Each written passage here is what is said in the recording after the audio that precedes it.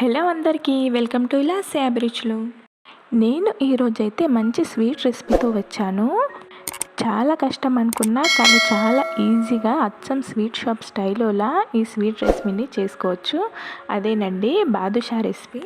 నేను చూపెట్టిన కొలతలతో కనుక చేశారంటే మీరు బాదుషా చేయడంలో ఎక్స్పర్ట్ అయిపోతారు. జ్యూసీగా ఎంతో టేస్టీగా నోట్లో వేసుకుంటే కరిగిపోయే బాదుషా రెసిపీ ఎలా చేయాలో తెలుసుకోవాలంటే నా వీడియోని స్కిప్ చేయకుండా చివరి వరకు చూడండి.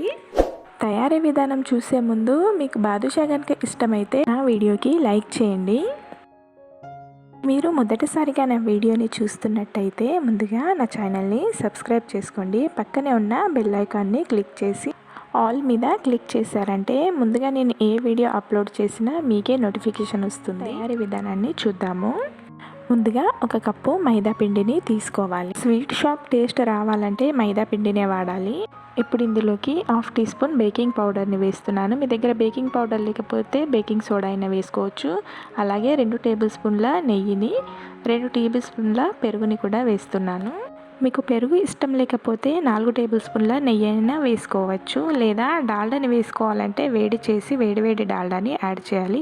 అలాగే చిటికెడంత ఉప్పుని వేసి ఇదంతా పిండికి పట్టేలా బాగా కలుపుకోవాలి. ఇలా చేత్తో గట్టిగా పట్టుకుంటే ఇలా ముద్దలా రావాలి. అప్పుడే బాదుషాలు అనేటివి పర్ఫెక్ట్గా వస్తాయి. ఇప్పుడు ఇందులోకి కొద్దిగా వాటర్ని యాడ్ చేస్తూ పిండిని సాఫ్ట్గా కలుపుకోవాలి. పిండిని ఎక్కువగా ప్రెస్ చేయకుండా అలా పైనే స్లోగా కలుపుకోవాలి. ఈ పిండిని సాఫ్ట్ చపాతీ ముద్దలా కాకుండా ఇలా నేను చూపెట్టిన విధానంలో కలుపుకోవాలి. అప్పుడే బాదుషాకి లేయర్స్ అనేటివి చాలా బాగా వస్తాయి. ఇప్పుడు దీనిపై నుండి నెయ్యి అప్లై చేసుకొని ఒక 20 నిమిషాలు రెస్ట్ ఇవ్వాలి. పిండి చక్కగా నానేలోపు దీనికి కావాల్సిన షుగర్ సిరప్ని అయితే రెడీ చేసుకుందాం. మనం ఏ కప్పుతో అయితే మైదా పిండిని తీసుకున్నామో సేమ్ అదే కప్పుతో 1 కప్పు చక్కెర, 1/2 కప్పు నీళ్లు తీసుకొని పాకాన్ని రెడీ చేసుకోవాలి. ఇలా చక్కెర పూర్తిగా కరిగిన తర్వాత ఒకసారి చెక్ చేద్దాము పాకం వచ్చిందో లేదో. పాకం అనేది తీగ పాకం రావాలి. చూడండి, స్పూన్ చివరగా ఇలా చుక్క తీగలాగా పడితే మన పాకం రెడీ అయిపోయినట్టే. కావాలంటే చేత్తో కూడా చూపిస్తాను చూడండి. ఇలా ఒక తీగలాగా వస్తే బాదుషాకి పాకం రెడీ అయిపోయినట్టే. ఇప్పుడు ఇందులోకి 1 టేబుల్ స్పూన్ అంతా యాలకుల పొడిని, అలాగే నేను చిటికెడంతా ఫుడ్ కలర్ని అయితే యాడ్ చేస్తున్నాను. మీకు ఇష్టం లేకపోతే స్కిప్ చేయొచ్చు. స్వీట్ షాప్లో అయితే ఖచ్చితంగా ఫుడ్ కలర్ని వేస్తారు. అలాగే ఇందులోకి 1 టేబుల్ స్పూన్ నెయ్యిని కూడా వేస్తున్నాను. నెయ్యి వేయడం వల్ల పాకం అనేది తొందరగా గడ్డ కట్టకుండా ఉంటుంది. ఇప్పుడు స్టవ్ ఆఫ్ చేసి మూత పెట్టి పాకాన్ని పక్కన పెట్టుకోండి. మనము బాదుషాలు చేసుకోవడానికి పిండి కూడా చక్కగా నానింది.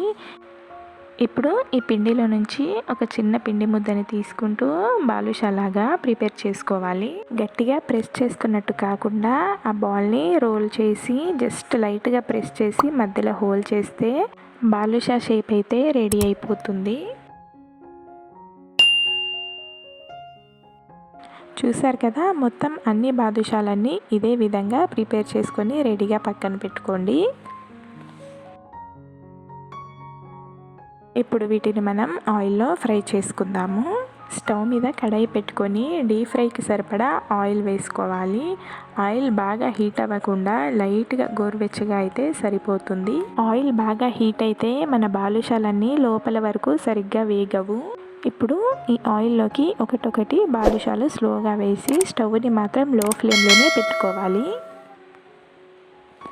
బాదుషాలన్నీ పైకి తేలాక స్టవ్ని మీడియం ఫ్లేమ్లో పెట్టుకొని వీటిని గోల్డెన్ బ్రౌన్ కలర్ వచ్చేంత వరకు వేయించుకోవాలి. ఒకవేళ మనం స్టవ్ని హై ఫ్లేమ్లో పెట్టుకున్నామంటే బాదుషాలు లోపలి వరకు సరిగ్గా వేగవు, లోపలన్నీ పచ్చి పచ్చిగానే ఉంటాయి. అందుకే మీడియం టు లో ఫ్లేమ్లో పెట్టుకొని బాదుషాలని వేయించుకోవాలి. బాదుషాలన్నీ గోల్డెన్ బ్రౌన్ కలర్లోకి మారిన తర్వాత ఇప్పుడు స్టవ్ ఆఫ్ చేసుకొని ఈ బాదుషాలన్నీ పాకంలో వేసుకోవాలి. పాకంలో వేసుకొని వీటికి బాగా పాకం పట్టించాలి. ఈలోపు ఆయిల్ అనేది కాస్త చల్లారుతుంది. బాదుషాలకు ఇలా పాకం పట్టించిన తర్వాత మూత పెట్టి ఒక 10 నిమిషాలు ఇలాగే వదిలేయాలి. ఈలోపు ఆయిల్ కూడా చల్లారిపోయింది కదా. ఇప్పుడు ఇందులోకి మిగిలిన బాదుషాలు కూడా వేసుకోవాలి. ఆయిల్ అనేది గోరువెచ్చగానే ఉండాలి.